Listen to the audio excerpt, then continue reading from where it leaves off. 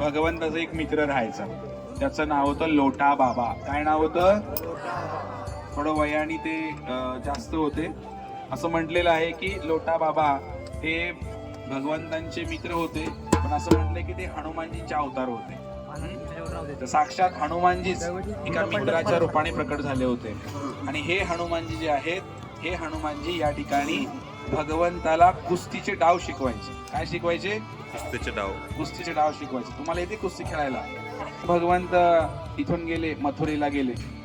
आणि मथुरेला गेल्यानंतर भगवंतांनी सांगितलं सर्वांना, वृंदावनच्या लोकांना, मी आत्ता जाऊन येतो म्हणे माघारी मथुरेवरनं. कंसाला मारतो आणि परत वृंदावनला माघारी येतो. पण भगवंत परत आले नाही. भगवंत गेले, कंसाला मारलं आणि तिकडेच परत द्वारकेला गेले, लग्न पण केले.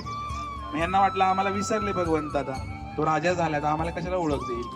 मग हे बाल सवंगडी जे होते, भगवंताचे मित्र मैत्रिणी, सगळे त्या भगवंताच्या विरहामध्ये इथे राहिले. जेवण सुद्धा केलं नाही शेकडो वर्ष त्यांनी भगवंताच्या विरहामध्ये, दिवस रात्र रडायचे.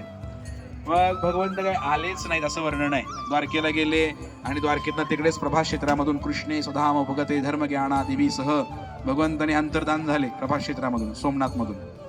आणि या ठिकाणी भगवंताचा मित्र राहायचा.